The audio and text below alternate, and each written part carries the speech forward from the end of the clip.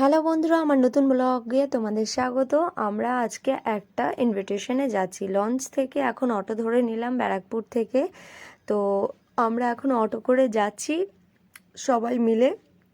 দেখো নেমে গেছি অটো থেকে বিয়েবাড়ির সামনে। এটা হচ্ছে রাহুল, হাই করে দিল তোমাদেরকে, তোমরা একটু হাই করে দাও। এটা সুমন, ও কখনো ব্লগে আসেনি, এই প্রথম ওর ব্লগ। দেখো মুখ ভেঙাছে। এটা হচ্ছে আরেকটা স্টাফ, মানে আমার একটা ভাই ত্রিজিৎ, হাই করে দিল। তোমরা একটু ওকে হাই করে দিও। আর পেছনে তো সৌমেন, একে দেখেইছো। দেখো বিয়েবাড়িতে আমরা চলে এসেছি। দেখো শ্রেয়সীর আর কি আজকে বিয়ে। আজকে আমাদের একটা দাদা অফিসের, সেই দাদার মেয়ের বিয়ে, তাই জন্য আমরা সেখানে চলে এসেছি। এখন যাই আমরা একটু কনেকে দেখে নিই। ও কনে এখানে বসে রয়েছে, অলরেডি ফটো শ্যুট করছে। আমরা চলে আসলাম কনের কাছে। ওর কাছে যেয়ে দেখলাম, দেখো ওকে কি সুন্দর করে সাজিয়েছে, কি ভালো, কি মিষ্টি লাগছে ওকে দেখতে। সব দেখো আমরা নতুন নতুন মানে খুবই তাড়াতাড়ি চলে গেছিলাম এখানে। তো চারিপাশটা ফাঁকা, বুঝতেই পারছো। ওদের অ্যাকচুয়ালি লগ্ন 11টায়, 11টা কততে, তাই জন্য আমরা তো অফিস থেকে গেছি। তাই আমরা আমাদের কাজ করে 8:30টায় বেরিয়েছি। 9টা 9:30টায় গেছি, তখন তেমন লোক আসেনি, বুঝলে। তো তাই জন্যই বিয়েবাড়িটা একটু ফাঁকা ফাঁকা ছিল। কিন্তু কি করব, আমার তো আবার ফিরতে হবে, অনেক দূর বাড়ি আমার, ব্যান্ডেল। তো সেই কারণে আমি ফিরে যাব বলে সবাইকে ডেকে নিলাম যে তোরা একটু তাড়াতাড়ি আয়।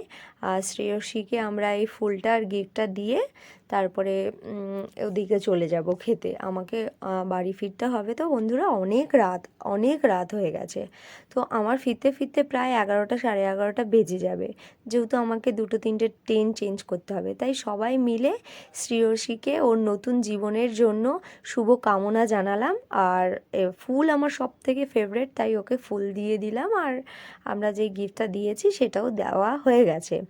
তো এখন ওর নতুন জীবনের জন্য আমাদের সবার পক্ষ থেকে অনেক অনেক অনেক উইশ, আর ভালো যেন কাটায় ও, এটাই ওর মানে আমাদের আশীর্বাদ বা আমাদের উইশ বলতে পারো।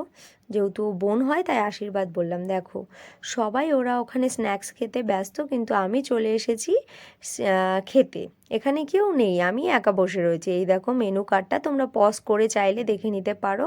আমি তেমন কিছু খাইনি, সামান্য কিছু খেয়ে, আমার চাটনি পাঁপড়টা খুব ভালো লাগে, একটা সন্দেশ আর মিষ্টিও নিয়ে নিয়েছিলাম, মাঝখানে চিকেন খেয়েছিলাম।